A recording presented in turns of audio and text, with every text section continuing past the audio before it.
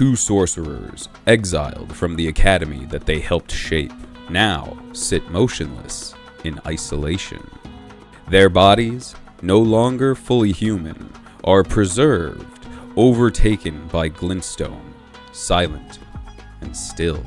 They are Azur and Lusat, primeval scholars who pierced too deeply into the cosmos. But what if I told you this wasn't just fantasy? In Japan, a group of Buddhist monks once sought a similar fate. Through years of ritual self-denial and physical sacrifice, they prepared to die.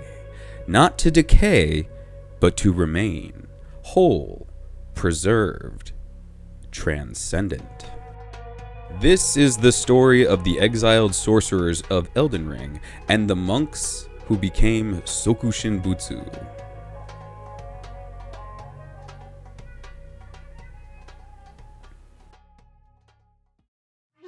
In the mountains of northern Japan, a sacred yet extreme tradition quietly persisted for centuries. First came years of strict fasting, no meat, no rice, just bark, roots, and pine needles. Their bodies slowly shrank, fat disappeared, and with it any chance of rot. They drank urushi tea, brewed from toxic lacquer tree sap, to purge moisture and repel insects, and then came entombment. The monk would enter a small underground chamber, often in a cave or a mountainside crypt, sitting in the lotus position. A bamboo tube provided air. Each day, he rang a bell to signal that he was still alive. But one day, the bell would stop. The tomb would be sealed. Years later, it would be reopened. If the body remained whole, skin intact and preserved, he was revered as a Sokushinbutsu, an enlightened being who transcended death through suffering. And if not, well, the attempt was considered noble, but ultimately incomplete. The first time we meet Azur, he's still silent. Irrevocably transformed, his body sits amid volcanic rock near Mount Gelmir, buried in thought, or perhaps long beyond it. The crown of glintstone atop his head has overtaken his skull, his brain entirely replaced. Lusat, hidden away in a deep cave beneath Celia, is no different. His body is fossilized in glintstone. Like Azur, he is no longer conscious, yet not truly dead either. Both sought to reach something greater, a metaphysical truth called the primeval current, a force that predates even the Erd Tree and its divine order. But in grasping that current, they lost themselves. Their minds broke, their bodies crystallized.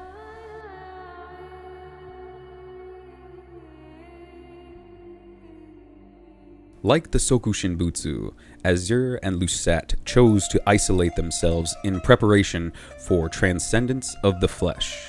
One perched on a mountain, the other hidden in a cave. One embraced the star's collapse, the other the infinite comet.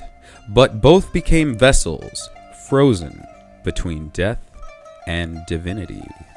The Sokushinbutsu believed that through self-erasure, they could escape the cycle of death and rebirth, that the flesh, corrupted and impermanent, could become holy by being renounced. Lusat and Azur renounced in their own way. They left behind status, the academy, even their names, consumed instead by visions of ancient stars and celestial collapse. They fasted not from food, but from reality, and the result was the same. Bodies made sacred through transformation. But there is a difference in tone. Sokushinbutsu aimed for peace, compassion, and harmony through suffering. Azur and Lusat chased understanding at any cost. Their sacrifice may have been noble, but it was also tinged with obsession. They are cautionary figures, not saints.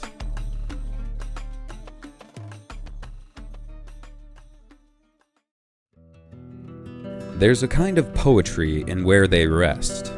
Azur, high above the world, open to the heavens, among flame and sky. Like monks of Mount Yodono, he has ascended physically and mentally, his seat of isolation symbolic of his cosmic aims.